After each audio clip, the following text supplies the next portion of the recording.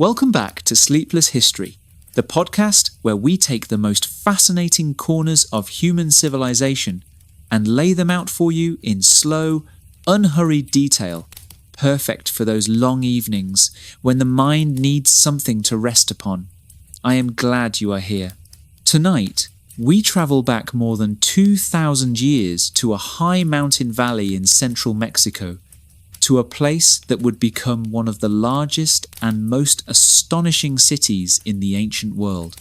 A place whose very name, given to it centuries after it was already abandoned, means something like the place where the gods were created, or the place where men became gods, a place whose builders we still do not fully understand, whose language we cannot read, whose rulers we cannot name with certainty, and whose religion remains, even after more than a century of excavation, largely wrapped in mystery. We are talking tonight about Teotihuacan, and about the people who built it, a civilization we call the Teotihuacanos. Over the course of this episode, we will walk through every dimension of their world. We will begin with the origins of the city, and how it rose from what was essentially nothing into a metropolis of perhaps 100,000 to 200,000 souls. We will then turn to the physical city itself, the streets, the pyramids, the apartment compounds, the markets, and the extraordinary planning that held it all together. From there, we will explore the culture and society of the people who lived inside those walls, who they were, how they organized themselves, what they ate, how they worked, how they celebrated, and how they died. Then we will descend into the strange and captivating world of Teotihuacan religion and mystery, the gods, the rituals, the human sacrifice, the tunnels, and the deep questions that archaeologists are still wrestling with today. We will look at the economy and the remarkable influence this city had across Mesoamerica, reaching as far as the Maya lowlands, hundreds of miles to the south and east. And finally, we will close with the decline of this extraordinary civilization, the fires, the collapse, and the long, slow legacy that echoed through every culture that came after, right up to the Aztecs and beyond. If you've tuned in tonight to help your mind drift off, you're in the right place. That's the reason I create these. If you find this helpful, consider subscribing and leaving a comment about where you're listening from and what the time is. I love reading through the comments. There's something surreal about knowing someone is watching at midnight in San Francisco while someone else is starting their day in Stockholm or grabbing a quick lunch in Sydney. Chapter 1: Origins and the Rise of the City. To understand Teotihuacan, we need to first understand the world into which it was born, the high plateau of central Mexico, a region known as the Basin of Mexico. This basin sits at an elevation of roughly 7,300 feet above sea level. It is surrounded on all sides by mountains, including the great volcanoes Popocatépetl and Iztaccíhuatl to the southeast. At the heart of the basin, in ancient times, there was a large, shallow lake system, Lake Texcoco, and its connected bodies of water which provided fish, waterfowl, fresh water, and fertile lakeshore soils that made agriculture relatively productive. It was an attractive place to live, and people had been living there for a very long time before Teotihuacan came into being. The region had seen earlier complex societies. The site of Quiquiuco, located on the southwestern edge of the Basin of Mexico, had at one point been a significant ceremonial center, perhaps the largest in the basin. It had a large circular pyramid and a surrounding population that may have numbered in the tens of thousands. But sometime around the turn of the Common Era, roughly 2,000 years ago, a series of volcanic eruptions from the nearby volcano Xitl buried Quiquilco under thick layers of lava. The eruptions did not happen all at once, and the people of Quiquilco almost certainly had time to flee. But the effect on the regional political landscape was profound. One of the most important centers in the basin was simply gone, covered under black stone, and the people who had lived there needed somewhere new to go. It is in this context, this vacuum of power, this population displacement, that Teotihuacan begins to rise. The site of Teotihuacan itself lies about 30 miles northeast of the center of the Basin of Mexico, in a smaller subsidiary valley called the Teotihuacan Valley. The valley runs roughly north to south, is about 15 miles long and a few miles wide, and is bounded by low hills and mountains. A small river, the San Juan, flows through it. There are springs in the area, and the soils, while not the richest in the basin, are workable. And there is one other feature of the site that almost certainly played a role in why people chose it: a large, natural cave directly beneath what would become the Pyramid of the Sun, the largest pyramid at Teotihuacan, and one of the largest pyramids in the world. The cave runs for roughly 330 feet into the earth beneath the pyramid, ending in a set of chambers arranged in a rough clover shape. It had been used for ritual purposes long before the pyramids were built. In Mesoamerican cosmology, caves were deeply significant. They were entrances to the underworld, places of emergence, places where creation had happened. The presence of this cave may have been the single most important factor in determining that this particular valley would become the center of a new and great civilization. Settlement at the site of Teotihuacan probably began in a meaningful way sometime around 100 BCE, give or take a few decades. This is roughly contemporary with the late period of Quiquilco, so the two sites coexisted for a time, and it is possible that even before the volcanic eruptions, Teotihuacan was growing. But after Quiquilco's destruction, the growth accelerated enormously. Populations from across the basin, and perhaps from regions farther away, seem to have converged on this valley. Within a relatively short span of time, perhaps a few generations, the settlement at Teotihuacan transformed from a modest village complex into something altogether more ambitious. The first great construction projects at Teotihuacan appear to have begun somewhere around the 1st century CE, somewhere around the year 1 to perhaps 50 CE, though dating in this period is difficult and scholars continue to debate the precise chronology. What is clear is that by the early 1st century CE, someone at Teotihuacan had conceived of and begun to execute an extraordinarily ambitious urban plan.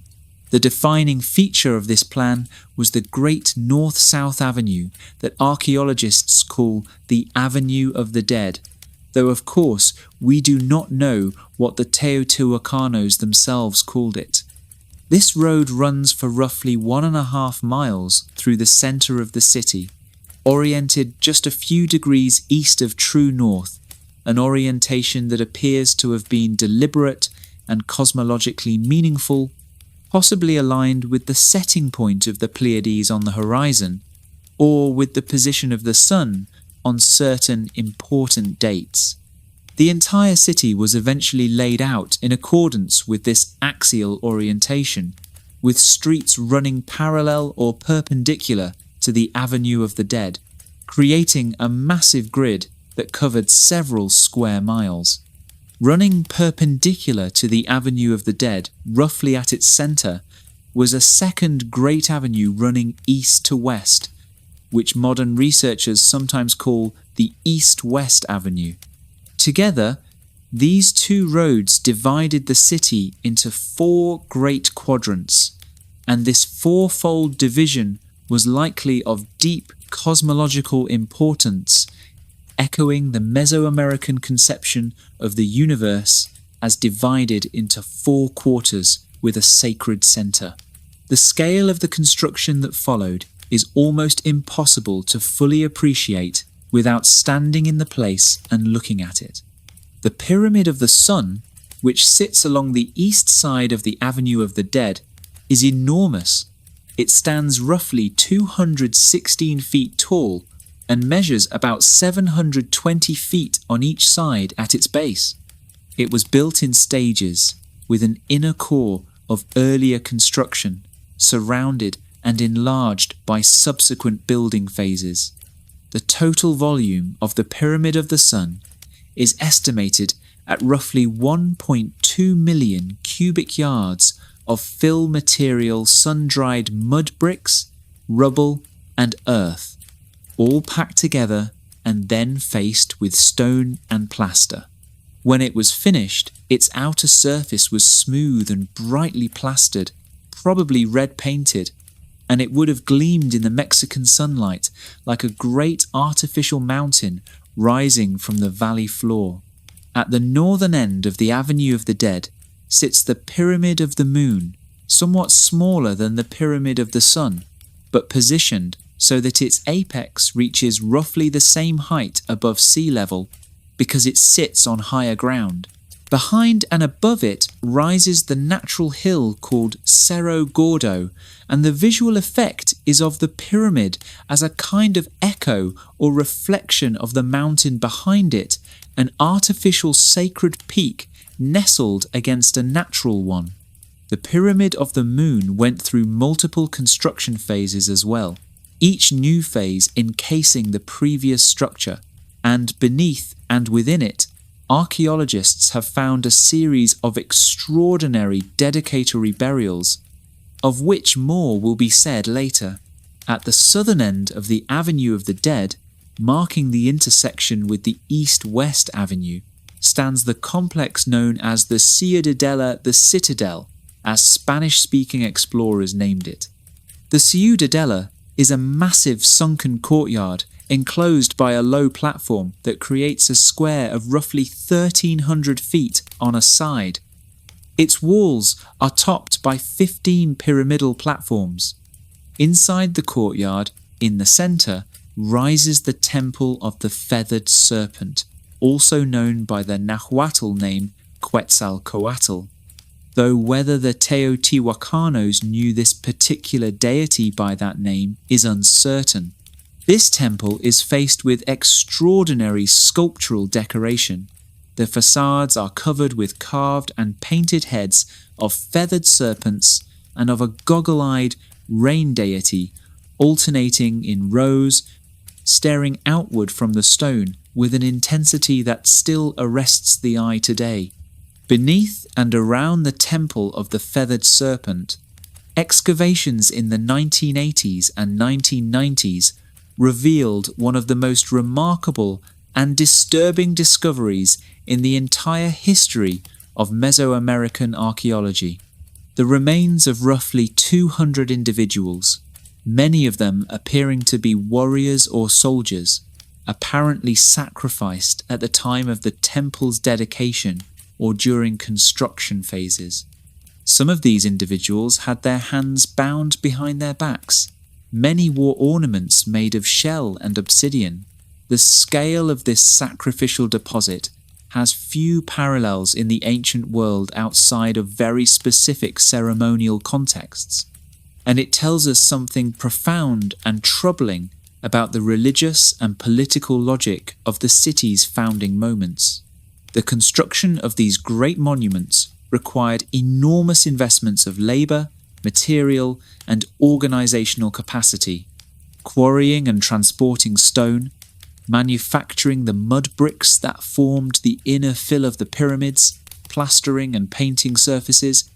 Feeding and managing the thousands of workers involved all of this required a level of social organization and surplus agricultural production that was, in the early 1st millennium CE, genuinely remarkable. How the early leaders of Teotihuacan managed to mobilize this labor remains one of the great questions. There were almost certainly religious compulsions involved. The construction of the city may have been understood as a cosmic duty, a participation in the ongoing act of creation.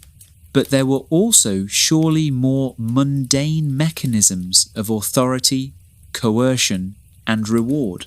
The city grew rapidly through the first 3 centuries CE. Population estimates for this period are uncertain, but by around 200 to 300 CE, Teotihuacan may have housed somewhere between 60,000 and 100,000 people, making it one of the largest cities in the world at that time, comparable to contemporary Rome or the cities of Han Dynasty China, and almost certainly larger than any other city in the Western Hemisphere.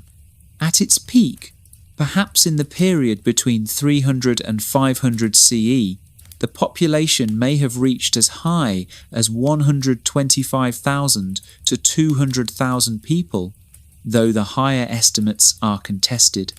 This population was housed in a distinctive kind of residential architecture that we will describe in more detail in the next chapter, but even at this early stage, it is worth noting that the city's planners and builders clearly thought in terms of the whole.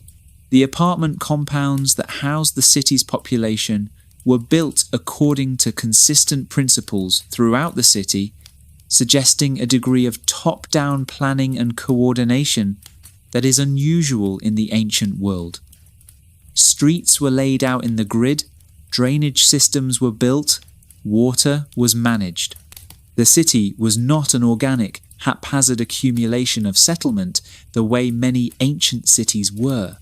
It was, in some important sense, designed. One of the most remarkable and enduring puzzles about the rise of Teotihuacan is the almost complete absence of individual rulers from the archaeological and pictorial record. In many ancient civilizations, Egypt, Mesopotamia, the Maya rulers are prominently commemorated. They appear in sculpture, in painted images, in inscriptions that record their names, their deeds, their victories. At Teotihuacan, nothing of the kind has been found. The murals, and there are thousands of square feet of murals at Teotihuacan, depict gods, priests, animals, plants, and ritual scenes, but they do not depict named rulers seated on thrones receiving tribute or going to war. There are no royal tombs that have been definitively identified. There are no steles, the carved stone slabs that were ubiquitous in Maya civilization commemorating dynastic histories. This has led some scholars to propose that Teotihuacan was governed not by a single hereditary king, but by some form of collective or corporate leadership, perhaps a council of elite lineages or a priestly oligarchy, or some other arrangement that distributed power more broadly than the typical ancient monarchy. Others argue that there was indeed a ruling class, perhaps even hereditary rulers, but that the ideological conventions of the city discouraged or forbade their public commemoration. Still others note that we simply may not have found the right evidence, yet that the ruler's palace, if it exists, remains unexcavated or unidentified. Whatever the nature of its government, the city that rose in the Teotihuacan Valley over the first several centuries CE was a place of extraordinary ambition and organizational capacity. A place where tens of thousands of people converged, built, and lived according to shared conventions and shared cosmological visions. a place that would, for several centuries, dominate the religious, economic, and political imagination of much of Mesoamerica. It is now time to walk its streets. Chapter 2. The City, Streets, Pyramids, and Apartment Compounds. If you had the chance to stand at the center of Teotihuacan at the height of its power, let us say around the year 400 CE, and look out from the top of the Avenue of the Dead toward the Pyramid of the Moon, you would be looking at a cityscape unlike anything else in the ancient Americas and unlike most things in the ancient world anywhere. The avenue itself stretches away from you, broad and carefully paved, flanked on both sides by the stepped facades of temples and ceremonial platforms. To your right, the Pyramid of the Sun looms so large it seems to belong less to the human world than to the natural landscape. Ahead, the Pyramid of the Moon draws the eye upward and then further upward to the slopes of Cerro Gordo behind it. Around you, in every direction, the city spreads outward in its rigid grid, a patchwork of flat-roofed apartment compounds and their interior courtyards, interrupted by the larger silhouettes of neighborhood temples and local shrines. The smell would have been complex cooking fires, the sweet scent of copal incense drifting from dozens of household shrines, the smell of people, animals, wet plaster, and lime. The sound would have been the steady hum of a great human settlement. Voices in languages you might not recognize, the barking of dogs, the sounds of obsidian being knapped, pottery being shaped, fabric being woven. And everywhere, color the walls of the great buildings faced with smooth stucco painted in reds, yellows, greens, and blacks, the pigments still vivid under the high-altitude sun. Let us begin with the Avenue of the Dead itself, because it was the spine around which everything else was organized. The avenue runs for roughly 1.5 miles from the Ciudadela in the south to just past the Plaza of the Moon in the north. It is wide, roughly 150 feet wide in some sections, and it is not simply a flat road, but a series of level platforms connected by staircases, because the terrain slopes slightly upward as one walks north. The effect is of a procession of escalating spaces, each one framing the next, leading the eye and the body ever onward toward the mountains. Along both sides of the avenue, for its entire length, are structures. Some of these are large ceremonial compounds with their own interior plazas and temples. Others are smaller shrines or platform structures. At the northern end, flanking the approach to the Pyramid of the Moon, are 2 large palaces or elite residential complexes, a place archaeologists call the Palace of Quetzalpapalotl on the west side, and another complex on the east. The Palace of Quetzalpapalotl is particularly beautiful, with its central courtyard whose carved stone columns bear images of the goggle-eyed waterbird creature that gives the palace its name, and whose walls still preserve traces of the elaborate paintings that once covered them entirely. The Pyramid of the Sun deserves special attention because it was clearly the central monument of the entire city, the structure around which everything else was organized. We have already noted its dimensions, but let us dwell for a moment on what it represented. In Mesoamerican cosmology, pyramids were understood as artificial mountains, as the primordial hill that had risen from the waters at the beginning of creation, as the axis connecting the underworld below with the sky above, as the place where communication between the human and divine worlds was most readily possible. The temple that sat on top of the Pyramid of the Sun, now largely destroyed, was the point of contact between earth and sky, the place where the most important ritual communications happened. Beneath the pyramid, as mentioned earlier, runs the cave. This cave was discovered by archaeologists in 1971 when a resident of the area noticed a hollow spot in the ground near the pyramid's base and reported it. Subsequent excavation revealed the long tunnel running under the center of the pyramid, lined with ancient offerings. The cave appears to have been used for ritual purposes long before the pyramid was built above it, and the decision to build the pyramid directly over the cave mouth was almost certainly deliberate. The pyramid was, in a sense, built to mark and amplify the sacred power of the cave beneath.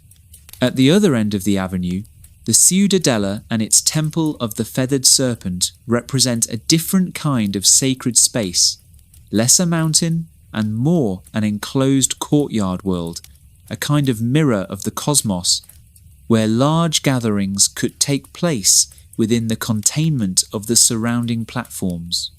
Estimates suggest that the interior courtyard of the Ciudadela could hold as many as 100,000 people, roughly the entire population of the city at some points in its history, standing closely together. This is almost certainly not accidental. The Ciudadela may have been the site of great public ceremonies at which the entire population was gathered. To the east and west of the central ceremonial core, the rest of the city spread outward in its grid. And here we encounter one of the most distinctive features of Teotihuacan society, the apartment compound. These large, multi-family residential structures are found throughout the city, and there are estimated to be more than 2,000 of them within the roughly 8 square miles of dense urban occupation. They vary in size and elaborateness, but they share a common architectural logic.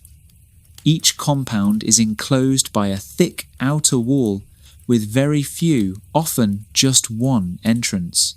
Inside, the compound is organized around one or more central courtyards, which served as the communal outdoor spaces for the residents. Around the courtyard, rooms, corridors, and smaller sub-courtyards were arranged in a more or less regular fashion. The whole structure was usually built on a raised platform, its floors and walls plastered with lime and its surfaces painted. The apartment compounds were not apartments in the modern sense of individual dwelling units stacked vertically in a building. They were more like large, inward-looking family or kin group compounds. The residents of a given compound appear to have been related to each other or to have shared some social identity, perhaps the same craft specialization, the same place of origin, or the same religious affiliation. Each compound had its own household shrine, a small temple within the compound's courtyard where the residents made offerings and carried out their domestic religious practices. These household shrines often contained burials beneath the floors, with ancestors interred directly beneath the living space of their descendants, linking the living and the dead in a continuous spatial relationship. The physical appearance of these compounds from the outside was deliberately forbidding high walls, few windows, a single entrance. But inside, they could be surprisingly rich and pleasant, with light flooding the courtyards, murals covering the interior walls, and the sounds and smells of a community going about its daily life. Excavations of specific compounds have revealed enormous amounts of information about the people who lived in them. One of the most extensively studied compounds is known as Tetitla, which lies to the west of the Avenue of the Dead. Tetitla covers an area of about 1 acre and appears to have housed perhaps 60 to 100 individuals at a time. Its walls are covered with murals. some of the finest murals at the entire site, depicting a complex world of supernatural beings, rain and water imagery, jaguars, birds, shells, and elaborately dressed figures making ritual offerings. The murals at Tititla, like those at other Teotihuacan compounds, are not decorative in a casual sense. They are programmatic theological statements expressing the religious identity and cosmological beliefs of the compound's inhabitants. Another compound of great importance is Teotihuacan, which appears to have housed a community of immigrants from the Gulf Coast lowlands of Mexico people who brought with them their own ceramic traditions, their own food preferences, and their own cultural practices. This is a remarkable thing, evidence that Teotihuacan was, from very early on, a cosmopolitan city that attracted and incorporated people from many different regions, and that allowed, or perhaps required, these groups to maintain their distinct identities within the larger urban fabric. Indeed, the ethnic diversity of Teotihuacan is one of its most striking characteristics. There is a district within the city that archaeologists call the Oaxacan Barrio, because the material culture found there, the pottery, the burial practices, the architectural conventions, is closely related to the Zapotec culture of the Oaxaca Valley in southern Mexico. There is a compound or district associated with people from the Gulf Coast lowlands. There appears to have been a Maya presence in the city as well, though its nature and extent are debated. This diversity suggests that Teotihuacan was not simply a city of one ethnic group that gradually expanded its reach, but a cosmopolitan hub that drew people from an enormous geographic area. The city also had great markets. The exact location of the main market has been debated, but there is strong evidence for a large marketplace somewhere in the city, and neighborhood-level exchange likely took place throughout the urban grid. The city's economy, which we will discuss in detail in Chapter 4, produced enormous quantities of goods, and the movement of these goods required organized exchange networks.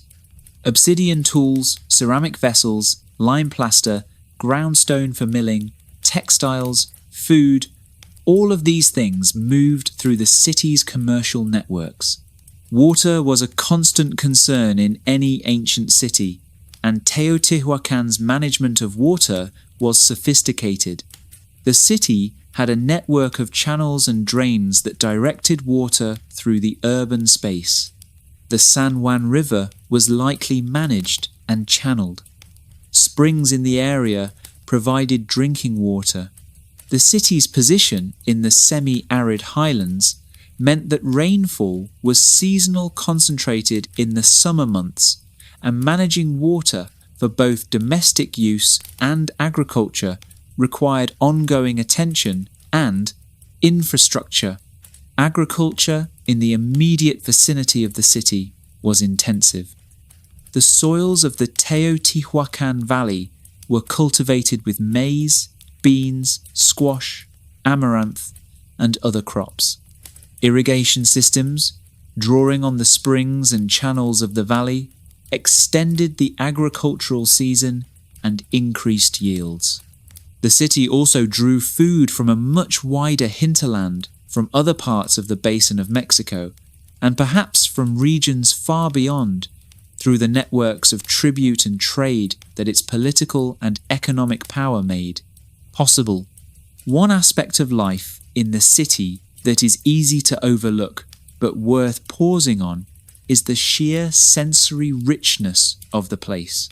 The walls of buildings, both public and private, were almost universally covered with plaster and painted. The colours used at Teotihuacan: reds made from iron oxides, yellows from other minerals, greens from malachite or plant-based pigments, Blacks from charcoal were vivid and durable. Walking through the city would have been like walking through a gallery of images.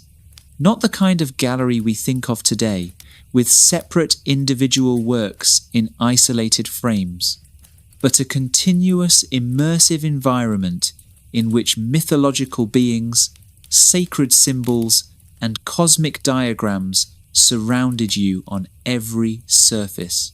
The clothing of the city's inhabitants was also colourful and varied. Textiles were an important product of Teotihuacan and likely an important item of trade. The elite wore elaborate costumes with feathered headdresses, jade and shell ornaments, and garments decorated with symbolic motifs. Even ordinary residents likely wore clothing that reflected their social identity, their occupation, and their religious affiliations. Dogs and turkeys were the main domesticated animals at Teotihuacan. Dogs were kept for food as well as companionship, and there is evidence for the large-scale raising of both dogs and turkeys within the city. Deer, rabbits, waterfowl, and fish also appear in the faunal remains from excavations, suggesting a varied diet that supplemented the agricultural staples of maize, beans, and squash. The city also had a distinctive relationship with death. As noted, the dead were often buried beneath the floors of the apartment compounds in which they had lived. Burial goods, pottery, obsidian tools, ornaments, food offerings accompanied the dead, though the richness of these goods varied considerably by status. Some burials are sparse, others are rich with jade, pyrite mirrors, ceramic vessels of great craftsmanship, and the remains of sacrificed animals. The location of burials within the living space of the compound reinforced the connection between the living and the dead, making ancestors a constant, if silent, presence in the daily lives of their descendants. Perhaps most remarkable of all is the evidence from the Great Pyramids themselves, the dedicatory burials, the offerings, the human sacrifices that were placed within the structures as they were built. We have already mentioned the roughly 200 sacrificial victims found near the temple of the feathered serpent.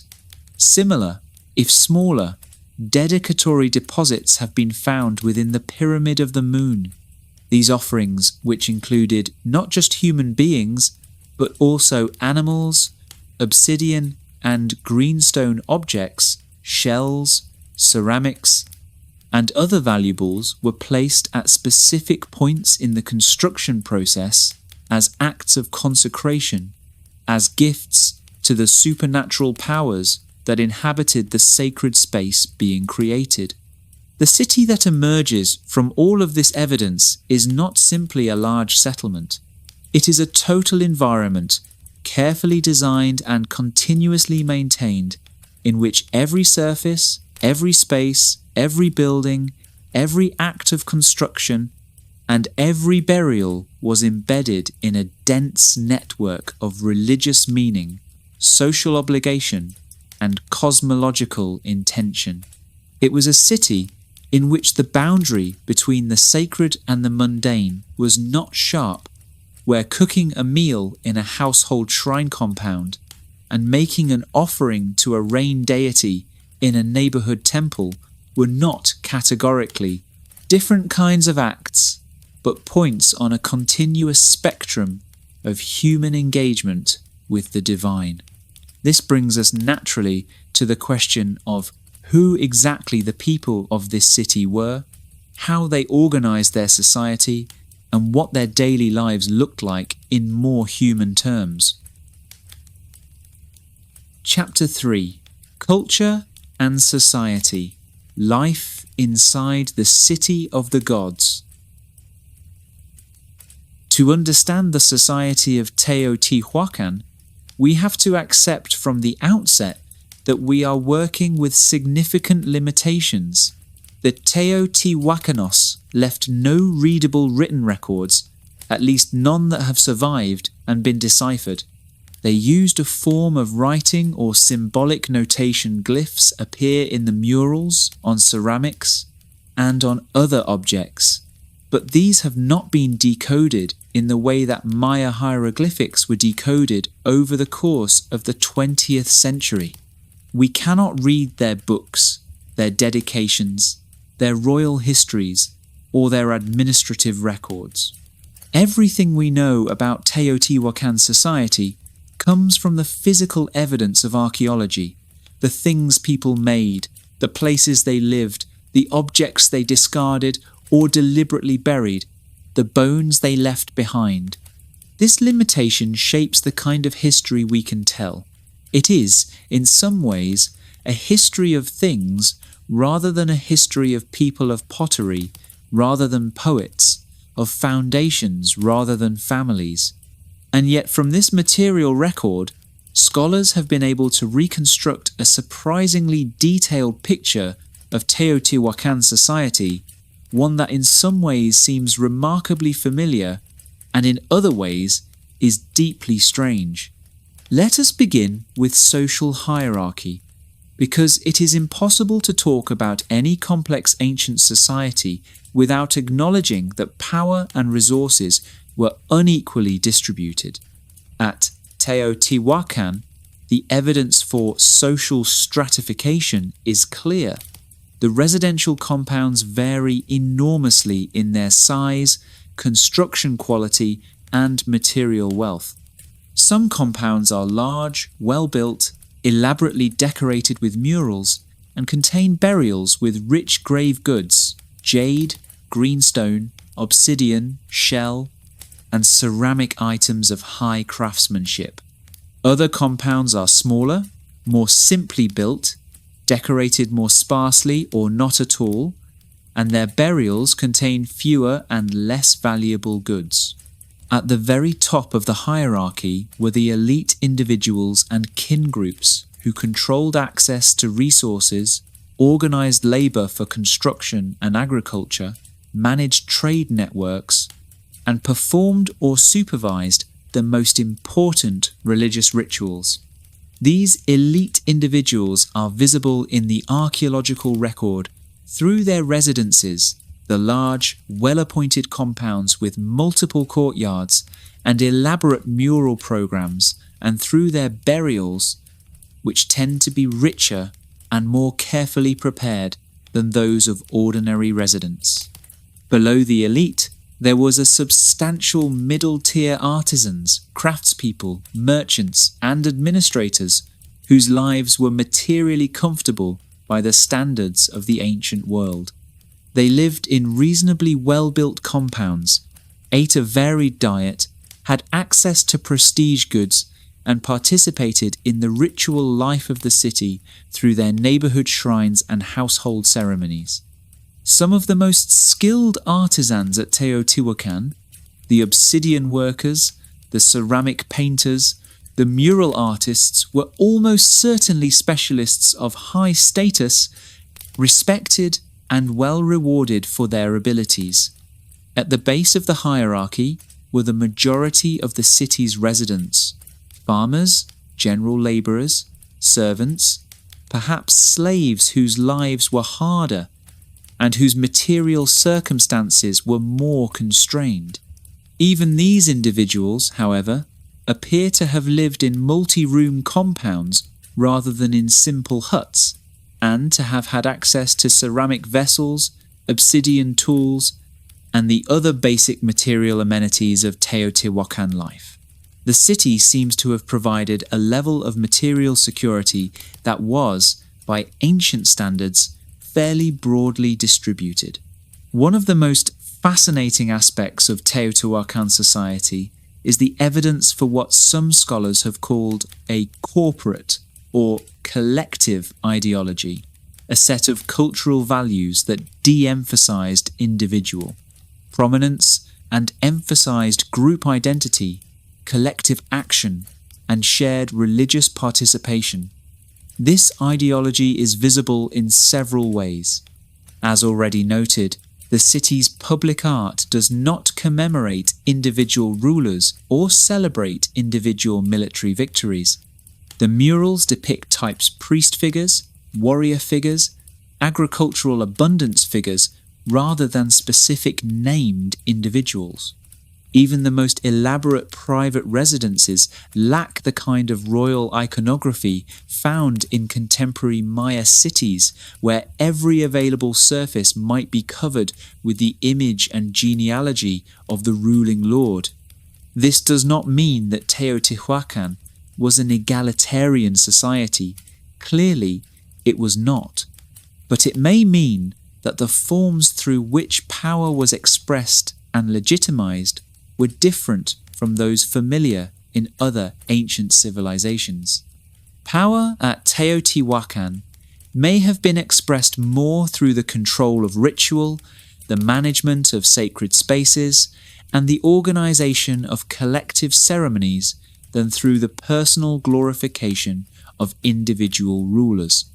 The city's enormous ceremonial spaces, the Avenue of the Dead, the Ciudadela, the plazas around the Great Pyramids, were designed for collective gatherings, for the participation of large numbers of people in shared ritual acts, rather than for the display of royal individuals to passive spectators. Gender roles at Teotihuacan are partially visible in the archaeological record, though our understanding is still incomplete. Both men and women appear in the mural paintings and in figurine assemblages, and both are shown engaged in ritual activities. Women appear to have had significant roles in household ritual and craft production. The burial record shows that women, like men, could be interred with rich grave goods, suggesting that female status could be high. Some scholars have argued, based on mural imagery and other evidence, that women held important roles in religious and perhaps political life at Teotihuacan, though the evidence does not yet allow confident conclusions about the exact nature of female authority in the city. Childhood at Teotihuacan has left traces in the archaeological record as well. Children's bones are found in burials within the apartment compounds, and the grave goods associated with children's burials sometimes include toys and figurines alongside the more typical ceramic vessels and obsidian tools. Figurines, small ceramic human figures, often depicting elaborately dressed individuals, are found throughout the site in enormous numbers, and many of them appear to represent women or children. These figurines were probably used in household ritual, though their exact function is debated. Some scholars think they represented ancestors. Others see them as images of deities. Others suggest they were used in healing rituals or in rites of passage.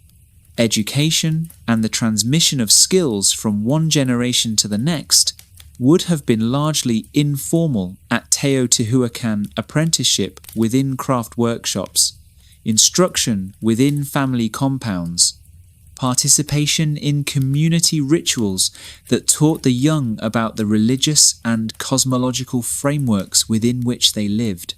Some scholars have suggested that the neighborhood temples and larger ceremonial structures served as centers of education and ritual training, but the evidence for formal educational institutions of the kind found in later Aztec society is not clearly present.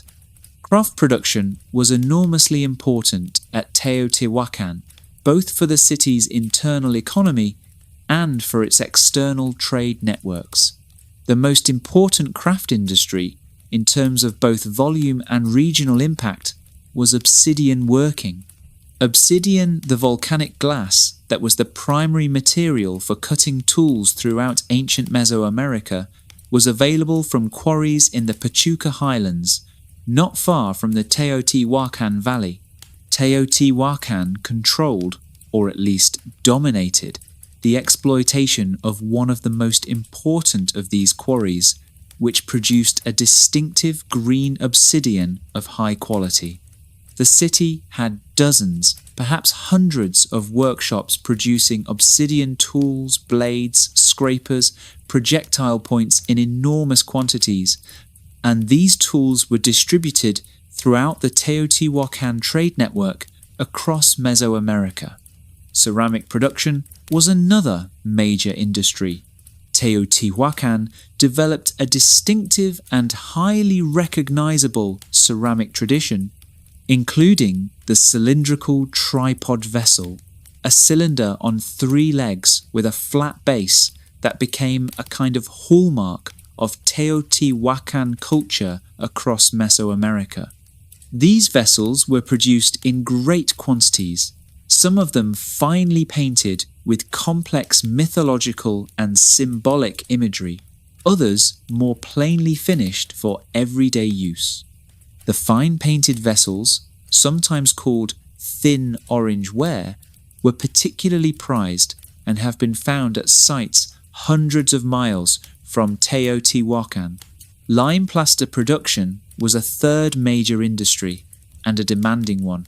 Lime plaster was used everywhere at Teotihuacan to floor and wall every building, to smooth every surface, to create the painted backgrounds for murals.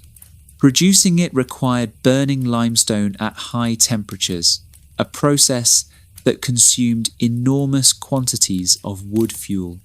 Some scholars have argued that the demand for fuel for lime production at Teotihuacan contributed to significant deforestation of the surrounding landscape over the centuries of the city's existence, a form of environmental impact that may ultimately have contributed to the city's decline. Textile production, while less archaeologically visible than obsidian or ceramics, because textiles almost never survive in the archaeological record of Mesoamerica, was certainly a major economic activity.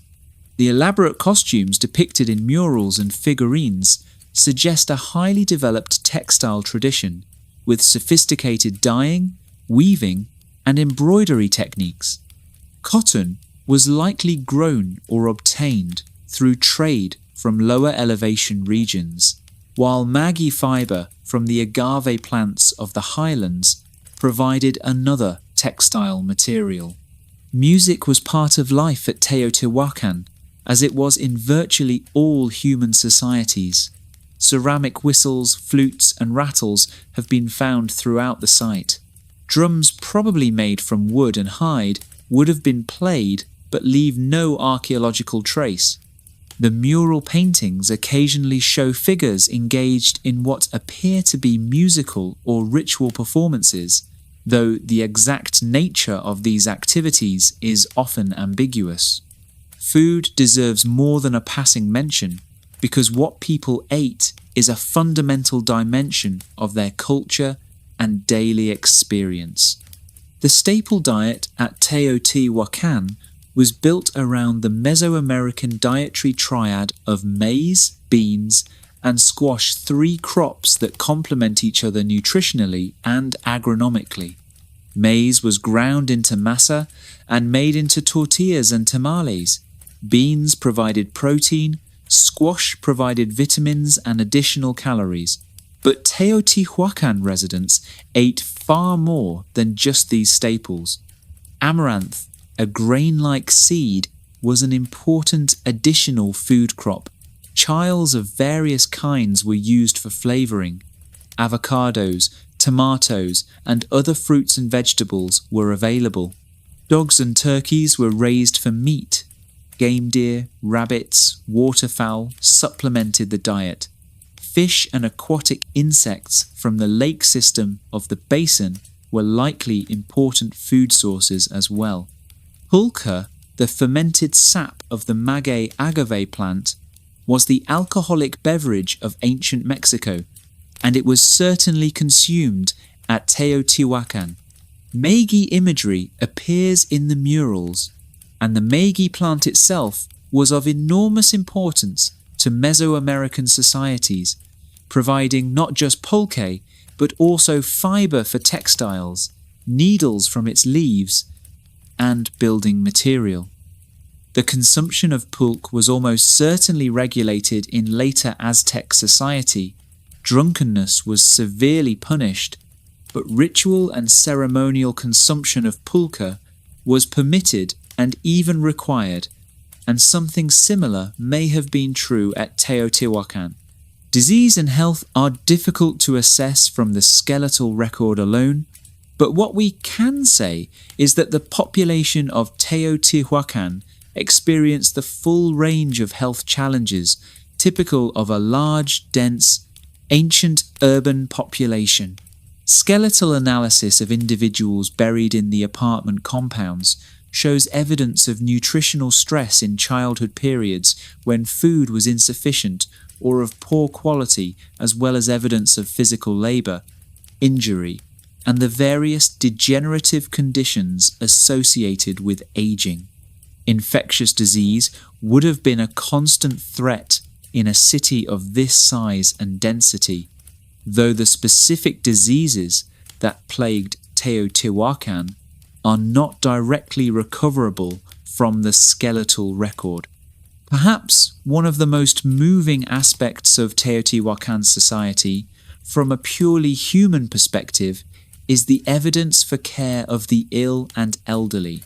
Some individuals in the burial record show evidence of having survived serious injuries or debilitating conditions for extended periods, conditions that would have required ongoing assistance from other members of the community.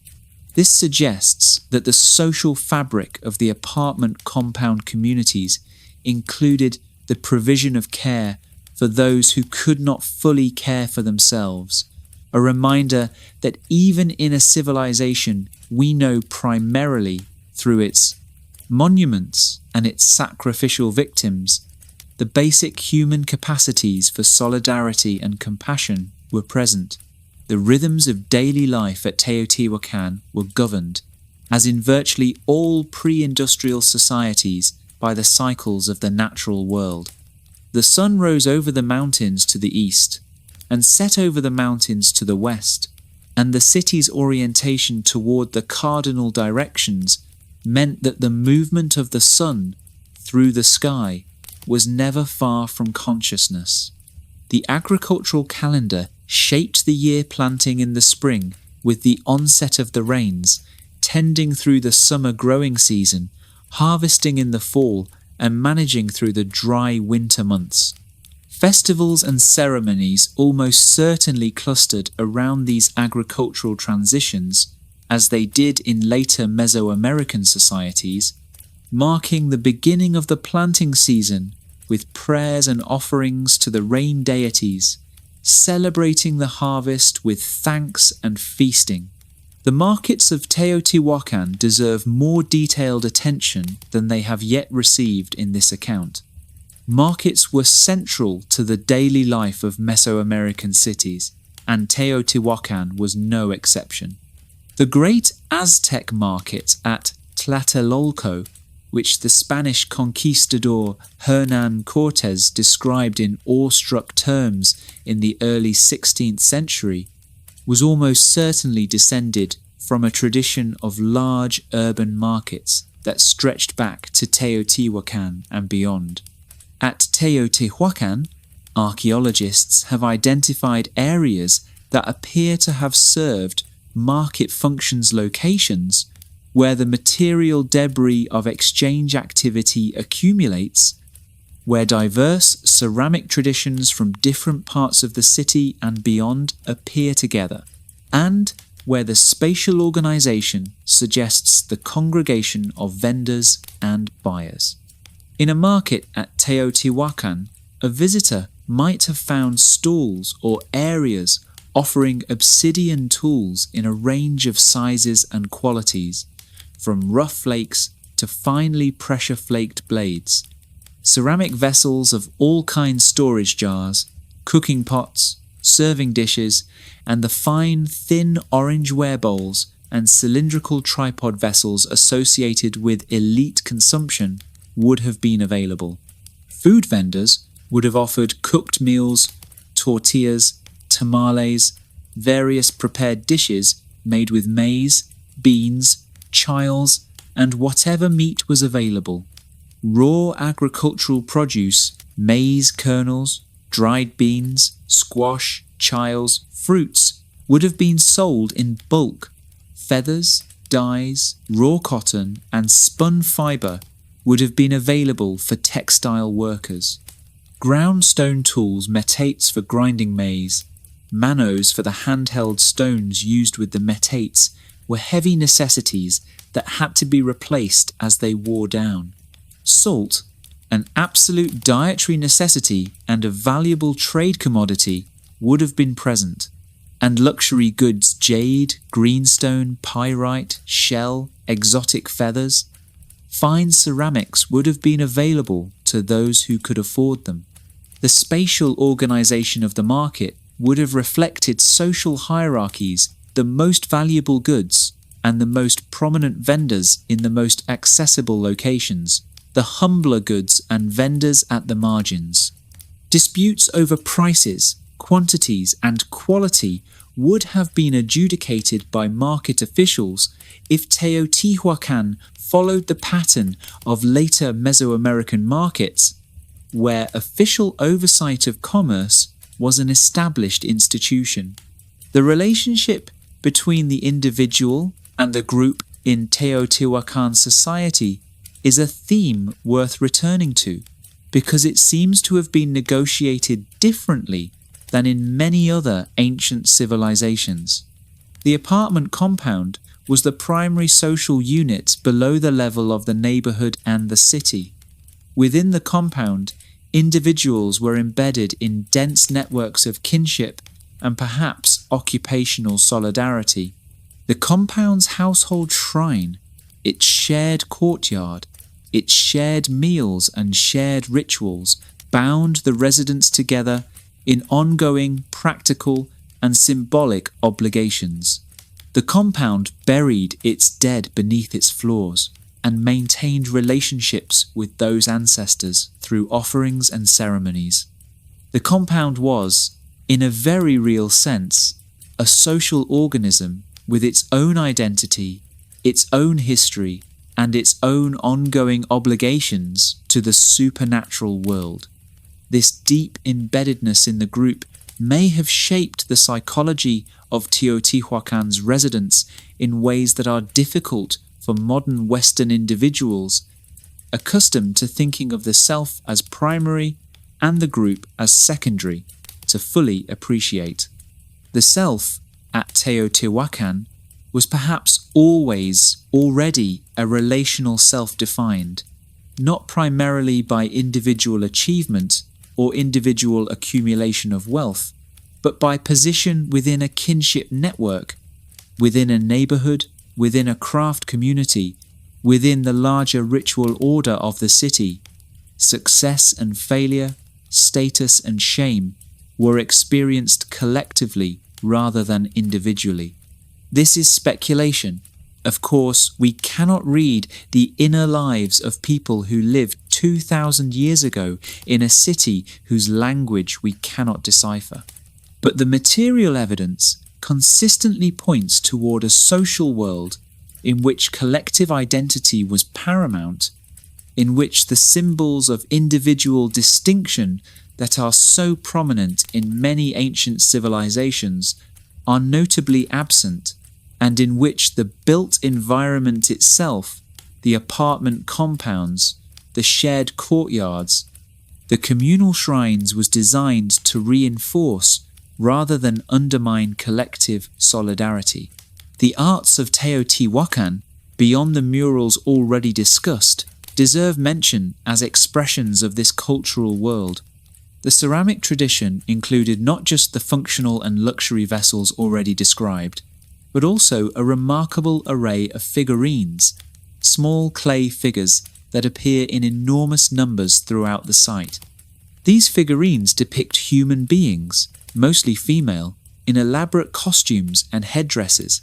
They were made by hand, pressed into molds, and sometimes assembled from separately made body parts. The faces are often remarkably expressive, alert, calm, sometimes stern. They were clearly not expensive luxury items.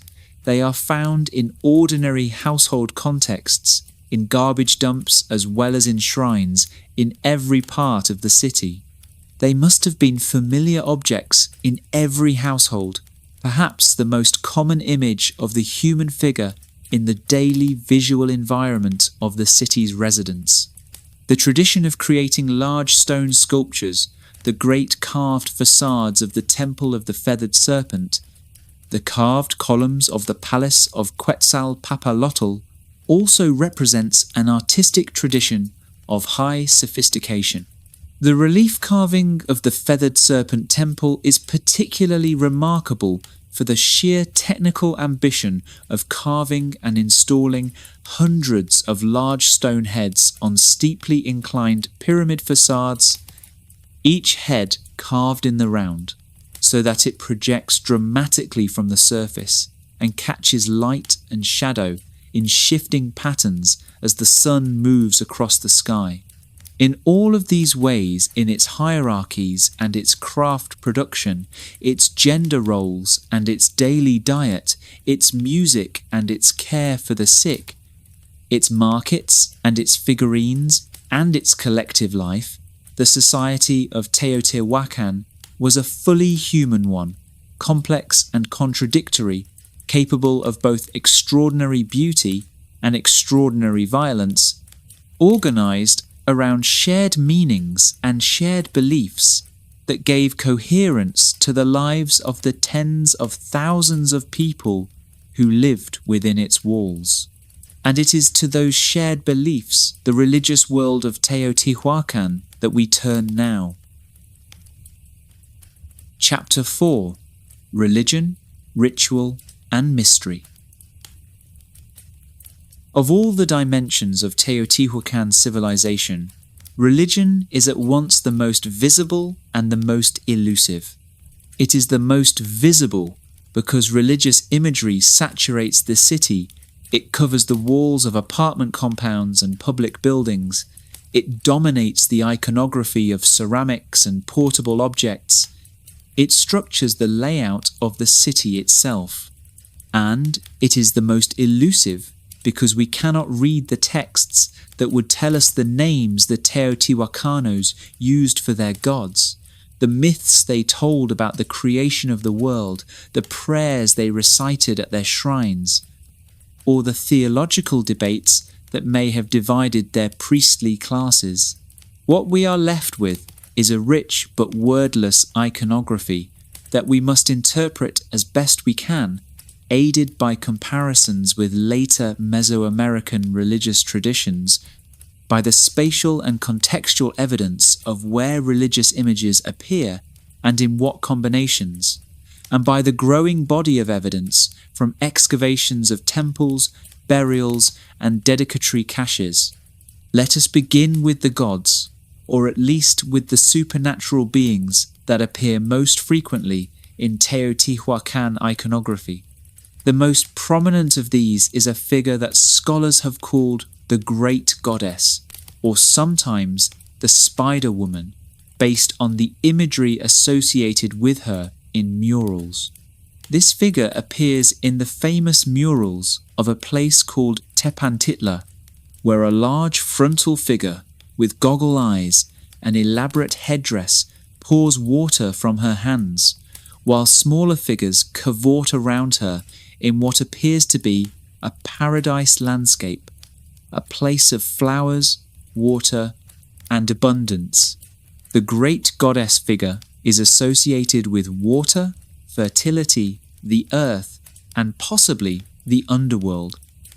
She appears to have been one of the central deities of Teotihuacan religion, if not the most central. However, the identification of this figure as a goddess rather than a god has been contested.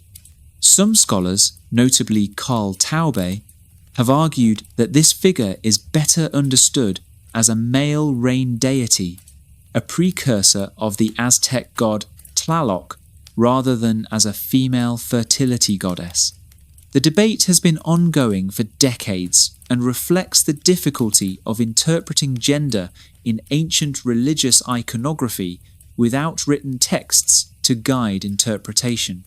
What seems clear is that this figure was associated with water, rain, agricultural fertility, and abundance, and that it was among the most important supernatural beings in the Teotihuacan religious world. The feathered serpent is another central figure.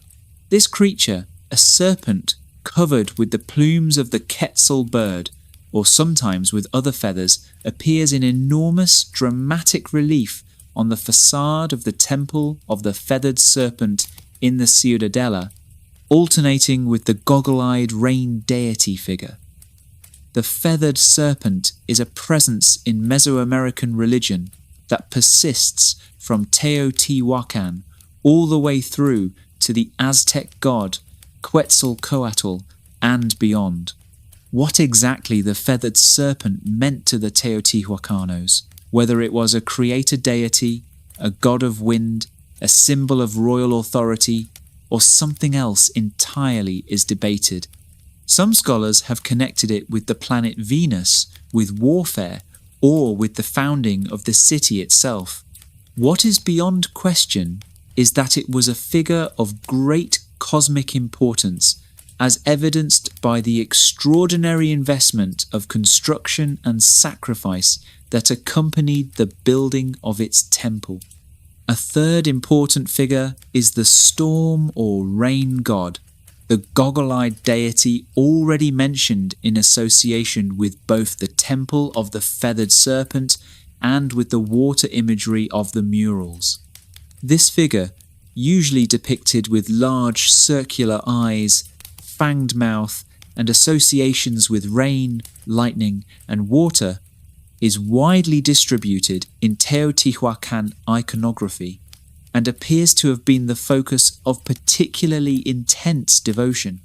It is often identified as the ancestor of the Aztec Tlaloc, and the imagery associated with it, water, storms, agricultural rain, sacrifice by drowning or immersion, has close parallels in later Mesoamerican religion. Beyond these major figures, the Teotihuacan iconographic world is populated by a complex array of other supernatural beings, jaguar gods, bird gods, serpents, composite creatures that combine features of multiple animals and cosmic domains. There are figures associated with warfare and sacrifice, figures associated with the underworld and death, figures associated with the sun and the movement of celestial bodies. The relationships between all of these figures, whether they constituted a pantheon in the way the Greek or Hindu gods do, with defined relationships and narratives, or whether they were more loosely organized, is not clear. The physical spaces of worship at Teotihuacan operated at multiple scales simultaneously. At the grandest scale were the great pyramids and temples of the central ceremonial district spaces for the most important public rituals, probably involving large numbers of people, and the participation of the city's highest-ranking religious specialists. At a neighborhood scale, each district of the city had its own smaller temples and shrines, and at the most intimate scale, each apartment compound had its own household shrine, a small platform in the central courtyard where the residents of the compound made their daily offerings and carried out their domestic rituals. This layered structure of sacred space mirrors the layered structure of Teotihuacan society itself, with the great communal rituals at the apex, the neighborhood rituals in the middle, and the household rituals at the base. The cosmological vision that animated all of these different levels of ritual was presumably coherent, a shared understanding of the nature of the world, the demands of the gods, and the obligations of human beings, even if the specific practices at each level varied. Human sacrifice was a central part of Teotihuacan religion, as it was of most Mesoamerican religious traditions. The sacrificial victims found at the Temple of the Feathered Serpent roughly 200 individuals, many of them warriors or soldiers with their hands bound, apparently killed at the time of the temple's dedication, represent the most dramatic and disturbing evidence for this practice. But sacrifice was not limited to these founding moments. Evidence for sacrificial practices has been found in multiple contexts across the site, including in the dedicatory deposits within the Pyramid of the Moon. The burials within the Pyramid of the Moon deserve particular attention. Excavations over the past 2 decades have revealed a series of burial offerings placed within the pyramid's successive construction phases. The most elaborate of these offerings, dating to roughly 200 to 300 CE, included a central figure who appears to have been seated upright, surrounded by numerous sacrificed individuals in varying postures. With the main individual were remarkable objects: a greenstone mask, jade and obsidian ornaments, pyrite mirrors, shells, and the remains of several large cats, jaguars and pumas, and birds of prey eagles and owls. The animals themselves appear to have been buried alive, trapped in wooden cages that have since rotted away, their bones found in the collapsed positions that suggest they were immured within the pyramid. What exactly these extraordinary offerings meant, who the central figure was, what the sacrifice of jaguars and eagles signified, what cosmic event or transition was being marked, we do not know with certainty. But the animals chosen are not random. Jaguars and eagles were among the most powerful symbolic animals in Mesoamerican religious tradition, associated with the sun, with warriors, with power and authority. The puma was similarly powerful. Their sacrifice alongside the human victims in the heart of the moon pyramid suggests a ritual logic of enormous cosmic scope, an attempt, perhaps, to bind the most powerful forces of the natural and supernatural worlds into the structure of the sacred mountain being built. The murals of Teotihuacan provide another window into the religious world of the city, and they reward slow, careful attention. Some of the most important mural complexes are found not in the great public pyramids, but in the apartment compounds at Tetitla, Tepantitla, Atatelco, Zacuala, and other sites within the residential districts of the city. At Tepantitla, the famous mural known as the Tlalocan, or at least named after the Aztec paradise of the rain god, shows a landscape of remarkable abundance and apparent joy. Small human figures play, sing, dance, swim, and engage in various activities in a world filled with water, flowers, butterflies, and birds. Some figures appear to be weeping, which in Mesoamerican iconography is often associated with water and rain rather than with sadness. The presiding figure at the center pours water and flowers from her or his hands. Whether this scene depicts an actual afterlife paradise, a mythological landscape, or a ritual performance remains debated, but it is one of the most visually alive and emotionally resonant images to survive from the ancient Americas. At Atatelco, murals show processions of jaguars and coyotes in elaborate warrior attire, carrying shields and other military equipment. These images speak to the military dimension of Teotihuacan religion, the warrior gods, the sacrificial logic of warfare, the connection between military power and cosmic order. Warrior imagery at Teotihuacan is significant because it tells us that despite the absence of individualized military glorification of the kind found in Maya art, warfare was not absent from the city's ideological world. On the contrary, it was deeply embedded in the religious framework. The issue of the tunnels beneath Teotihuacan deserves special discussion because it represents one of the most exciting frontiers of current archaeological research and one of the deepest mysteries of the site. In 2003, a sinkhole appeared in the central plaza of the Ciudadela, near the Temple of the Feathered Serpent. Subsequent investigation revealed a tunnel running beneath the plaza, a tunnel that appears to be ancient and artificial, not simply a natural cave.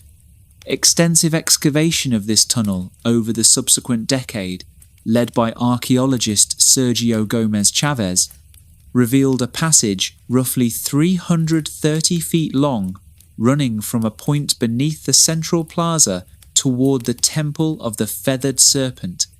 The tunnel was sealed with a large stone wall at its inner end, and the floor and walls were covered with a remarkable pyrite powder and mineral deposits that gave them a glittering, reflective quality, as if the tunnel were designed to mimic the night sky or the liquid surface of water.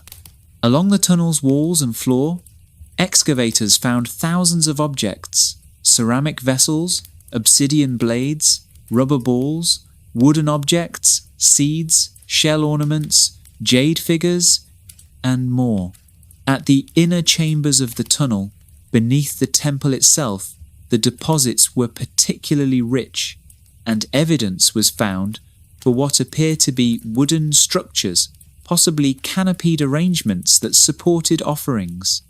But the most important question, whether royal burials or the burials of the city's founders lay at the very end of the tunnel, had not been definitively answered as of the most recent publications.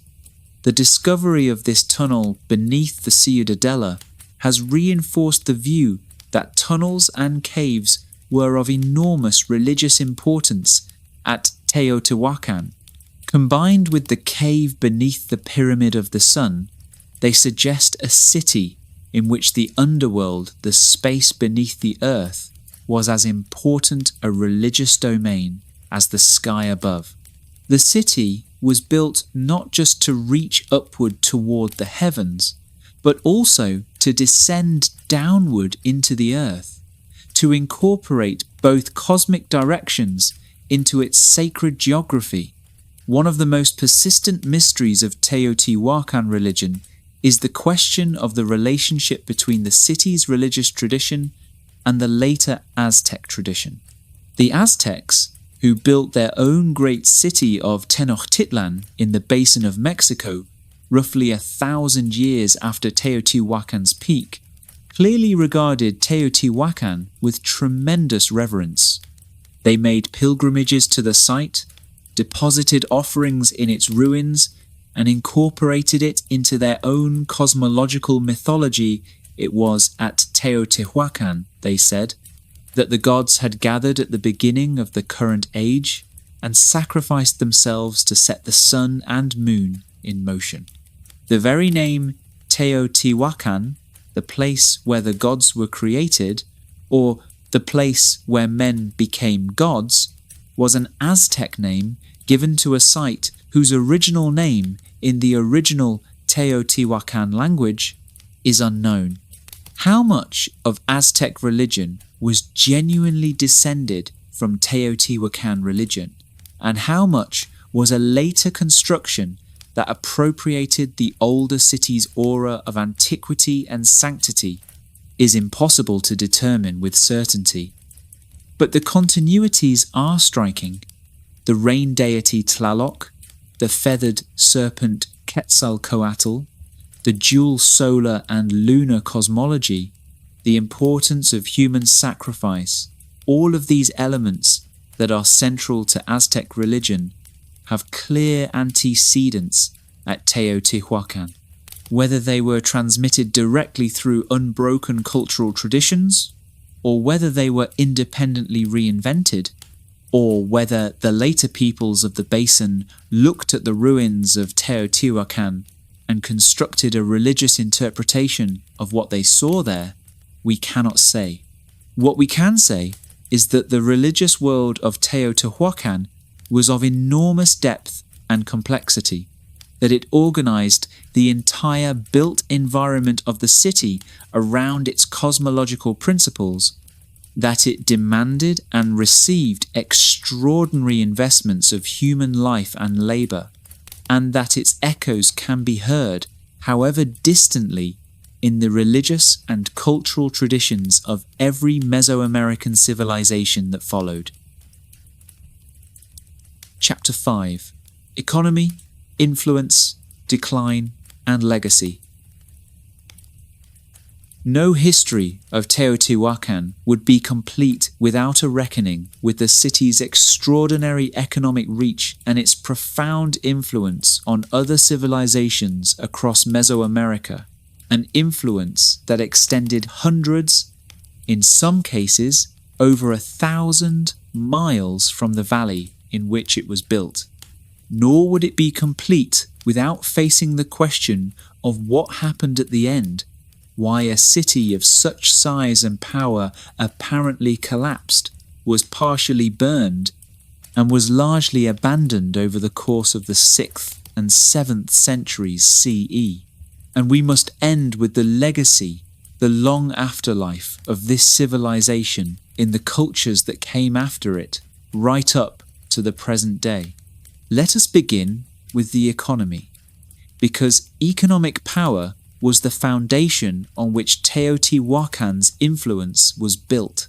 We have already touched on the city's major craft industries: obsidian working, ceramic production, lime plaster, textiles. But it is worth stepping back to appreciate the full scale of the Teotihuacan economic system and how it connected the city to the wider Mesoamerican world. Obsidian was the most important raw material in pre-Columbian Mesoamerica for the production of cutting tools. In a world without metal tools, at least until the later 1st millennium CE, and even then only in limited contexts in far western Mexico, obsidian was the sharpest, most reliable material available for blades, scrapers, projectile points, and surgical instruments. Teotihuacan's dominance of the green obsidian source at Pachuca gave it an enormous economic advantage. Green obsidian from Pachuca has been found at sites across Mesoamerica, from the North Mexican highlands to the Maya lowlands of Guatemala and Belize, and its distribution broadly correlates with the sphere of Teotihuacan's influence. But Teotihuacan's economic tentacles extended far beyond obsidian. The city was a major producer and distributor of ceramic goods, including the distinctive cylindrical tripod vessels and the fine, thin orange ware already mentioned. It was a center of production and perhaps redistribution for feathers, the brilliantly colored plumes of tropical birds that were among the most prized luxury goods in Mesoamerica, and for jade, greenstone, shell, and other prestige materials that flowed through the long-distance trade networks of which Teotihuacan was the most powerful node. Teotihuacan's relationships with other polities across Mesoamerica were complex and varied. In some cases, they appear to have been commercial, the exchange of goods through market networks and long-distance trade routes. In other cases, they appear to have been political, the establishment of Teotihuacan-affiliated elites at other cities, the imposition of tribute obligations, or the exercise of some form of political hegemony. And in yet other cases, the relationship appears to have been ideological, the adoption of Teotihuacan religious imagery, architectural styles, and symbolic vocabularies by elites at distant sites who saw in Teotihuacan something worth emulating or aligning with. The most dramatic evidence for Teotihuacan's political reach beyond the basin of Mexico comes from the Maya world. In the year 378 CE, a date we know from Maya inscriptions, a figure named Siaj Kaj arrived at the great Maya city of Tikal in what is now the Petén region of Guatemala. He came, the inscriptions say, from the west, almost certainly from the direction of Teotihuacan. On the day of his arrival, the ruler of Tikal died. Within a short time, a new dynastic line at Tikal was established with evident connections to Teotihuacan. The new ruler, Yaxnuan Ahien, was depicted in Teotihuacan-style costume, and Teotihuacan-derived iconography and architectural elements appeared at Tikal. The exact nature of what happened at Tikal in 378 CE is debated. Some scholars interpret it as a military conquest, a takeover of Tikal by a Teotihuacan military force or a Teotihuacan-backed local faction. Others prefer a more gradualist interpretation, a political alliance, perhaps formalized through marriage or adoption, that brought Teotihuacan influence to Tikal without necessarily involving military violence. What seems clear is that Teotihuacan's reach extended as far as the Maya lowlands, and that the city's political and ideological prestige was powerful enough to reshape dynastic politics at one of the greatest Maya cities. Similar evidence for Teotihuacan influence, though not always as dramatic as the Tikal case, has been found at many other sites across Mesoamerica. At Caminaljuyu, in the highlands of what is now Guatemala, a major site that controlled important trade routes, there is extensive evidence for Teotihuacan-style architecture and burial practices, suggesting either a Teotihuacan colony or a closely allied local elite. At Monte Alban in the Oaxaca Valley, the major center of Zapotec civilization, there is a building known as the Mound of the Dancers that shows clear Teotihuacan influence, and as already noted, there appears to have been a community of Oaxacans living in a distinct barrio within Teotihuacan itself, suggesting a relationship of mutual exchange and perhaps mutual accommodation between these two great powers. In the Gulf Coast lowlands, in the Veracruz region, the connection to Teotihuacan was also significant, though the direction of influence is not always clear. Some things that appear in Teotihuacan iconography may actually have been adopted from the Gulf Coast tradition rather than the other way around.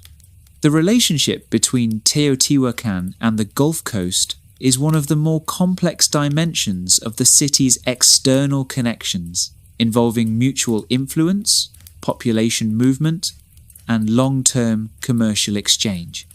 To the north, Teotihuacan's reach extended into what archaeologists call the northern frontier, the semi-arid regions of north-central Mexico.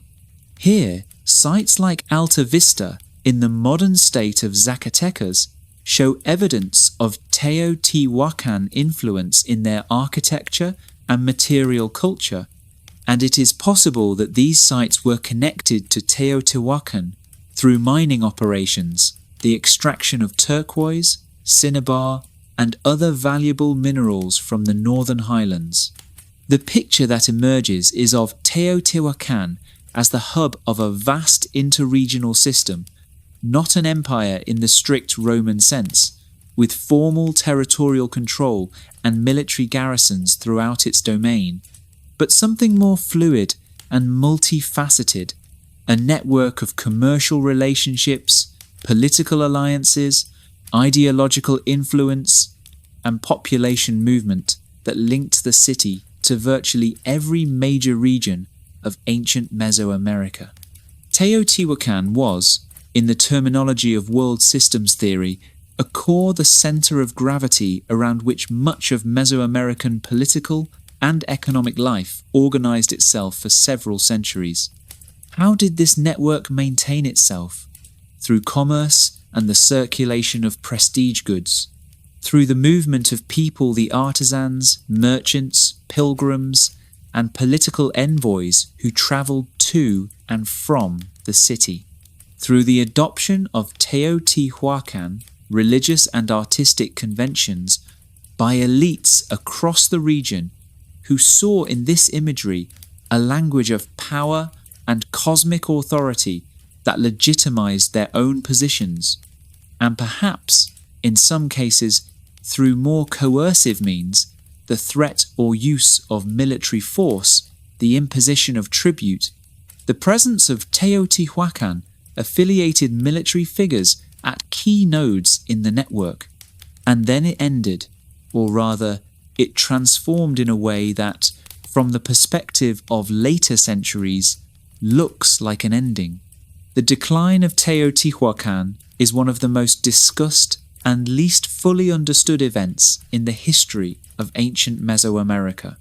What we know from the archaeological evidence is that sometime around 550 to 650 CE, the exact chronology is still debated, the city experienced a catastrophic disruption. The evidence for this disruption is stark.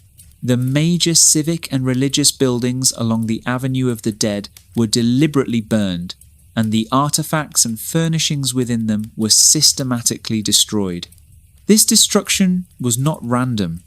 It was targeted. The elite residential compounds and the great temples were attacked, while ordinary residential districts appear to have been less affected or affected later. This selective destruction, focused on the symbols of elite power and priestly authority, has led many scholars to interpret the end of Teotihuacan not as an external conquest, but as an internal collapse, possibly including a revolt or uprising by the city's lower classes against the ruling elite. In this interpretation, the people of Teotihuacan turned on their own rulers and the institutions of elite power, burning the palaces and temples that had organized and constrained their lives for generations. But this interpretation is contested. Others argue that the destruction was the work of external attackers, perhaps coalition forces from rival cities that had grown powerful enough to challenge Teotihuacan's hegemony. The city had dominated its region for centuries. It would be surprising if there were not external enemies who had reasons to want to see it fall. A third possibility is that the internal revolt and the external attack were not mutually exclusive, that a city already weakened by internal tensions and perhaps by environmental stresses was then finished off by external forces, or that the internal revolt opened the door to external attack. Environmental factors have also been proposed as contributors to the collapse. The deforestation caused by centuries of lime plaster production, the demands of feeding a city of 100,000 or more people in a semi-arid highland environment, possible climate shifts that affected rainfall and agricultural productivity, all of these could have contributed to increasing stress on the city's agricultural and resource base in the centuries before the collapse.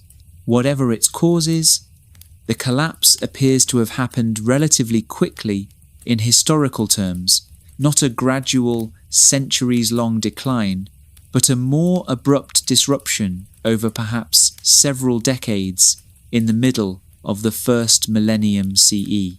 After the fires, and whatever events accompanied them, the city did not completely disappear. A population continued to live at Teotihuacan in the hundreds of apartment compounds, in the shadow of the burned and ruined temples. But the population was much smaller than at the city's peak. The great construction projects ended, and the political system that had organized the city and its network of external connections had clearly collapsed. Over the following centuries, the site continued to be inhabited, though at much reduced levels. Pottery and other material from later periods shows that people were still living at Teotihuacan well into the post-classic period, the centuries between about 900 and 1500 CE that saw the rise of new powers in Mesoamerica, including eventually the Aztecs. But these later inhabitants were living among ruins rather than in a functioning great city. The Aztecs, as already noted, held Teotihuacan in profound reverence. They made pilgrimages to the site and incorporated it into their cosmological mythology. They called the great mounds of the buried pyramids the mountains, and identified the site as the place where the gods had created the sun and moon. Aztec rulers apparently visited the site as part of their religious duties. Offerings of the Aztec period have been found in excavations of the Great Pyramids, showing that the site remained an active sacred space long after its original inhabitants were gone. This Aztec reverence for Teotihuacan is one of the most important aspects of the older city's legacy. It meant that the religious and cosmological ideas associated with Teotihuacan, the rain deity, the feathered serpent, the fourfold cosmic geography, the importance of sacrifice were transmitted through the Aztec tradition into the post-conquest world, where they were recorded by Spanish missionaries and native scholars in the 16th century and thus preserved for later researchers. Without this transmission, our understanding of Teotihuacan religion would be even more fragmentary than it is. The legacy of Teotihuacan also extends into the wider history of Mesoamerican urbanism.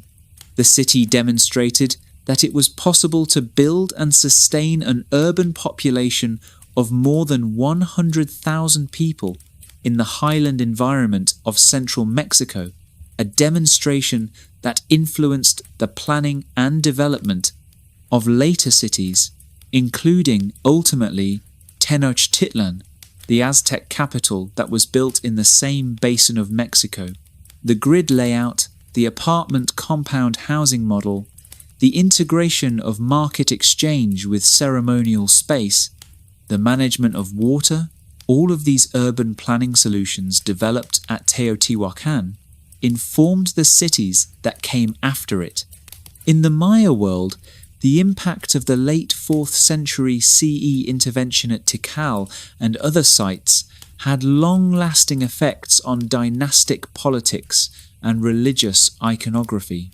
Teotihuacan-derived symbols and imagery appear in Maya art for generations after the initial contact, and the memory of the city as a place of great power and sacred authority persisted in the Maya world long after Teotihuacan itself had ceased to function as a major center.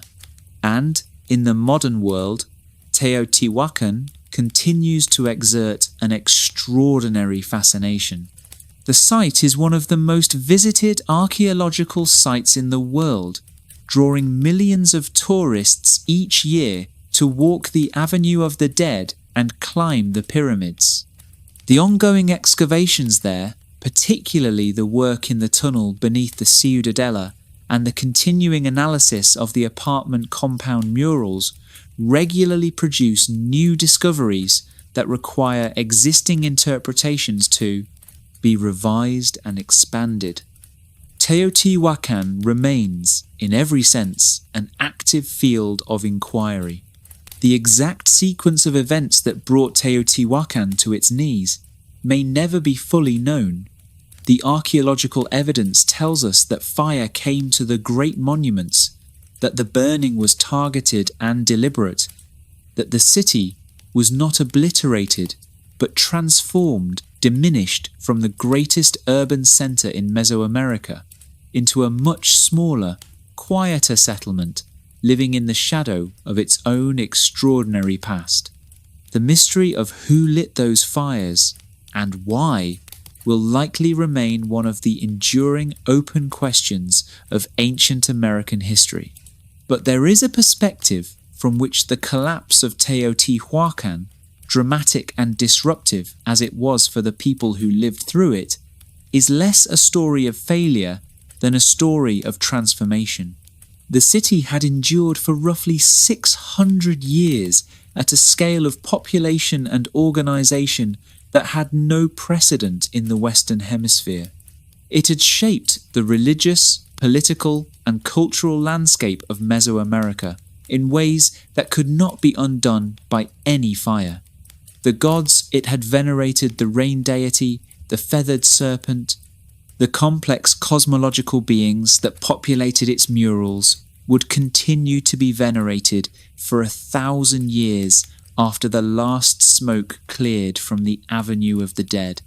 The urban planning conventions it had developed, the grid, the apartment compound, the integration of market and ceremonial space would inform every major city that came after it in central Mexico. The obsidian trade networks it had helped to build would continue to function, redirected through new centers for centuries. In the longer arc of Mesoamerican history, Teotihuacan stands at a kind of pivot point. It was both the culmination of the long development of complex society in the basin of Mexico that had begun centuries before its founding, and the foundation on which the civilizations of the classic and post-classic periods were built. The Maya florescence of the classic period, the extraordinary efflorescence of art, architecture, and writing in the lowland Maya world between roughly 200 and 900 CE unfolded in partial dialogue with Teotihuacan, shaped by its influence and in some cases transformed by its political interventions. The rise of Tula, the Toltec capital, in the 9th and 10th centuries CE, appears to have drawn on Teotihuacan's memory and legitimating power, with Toltec rulers presenting themselves as heirs to the city of the gods, and the Aztecs, who built the last and greatest of the pre-Columbian empires in central Mexico, looked back to Teotihuacan as their ultimate point of origin, the sacred beginning from which all subsequent history flowed. Today, the site of Teotihuacan sits about an hour's drive northeast of Mexico City itself, built on the ruins of the Aztec capital Tenochtitlan, which was itself built in the basin of Mexico that Teotihuacan had once dominated. The pyramids are tourist destinations, the apartment compounds are excavated and open for viewing, the murals, or the best preserved fragments of them, are displayed in museums and reconstructed in the site's own museum. But for all the accessibility and familiarity of the site, for all the millions of visitors who climb the Pyramid of the Sun every year, Teotihuacan remains in fundamental ways an enigma. We do not know what its people called themselves. We do not know what language they spoke. We do not know the names of any of their rulers, priests, or generals. We cannot read their writing. We do not know, with certainty, why they chose to build their city in that particular valley, or why they chose to stop building when they did, or whether the fires that ended the city's great phase were lit by their own hands or by the hands of strangers. What we know is that they were here, that they built something extraordinary, that they organized their lives and the lives of those around them according to a vision of the world that we can only partially reconstruct, that they climbed their pyramids in the morning light, offered their prayers in the smoke of copal, watched the sun set behind the mountains, and went home to their compounds for the night.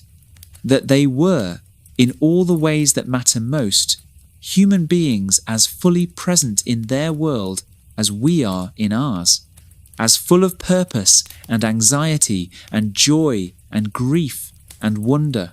The world they built is gone, the pyramids remain, and tonight they have kept you company. This has been Sleepless History. Thank you for spending this time in the ancient world. Sleep well.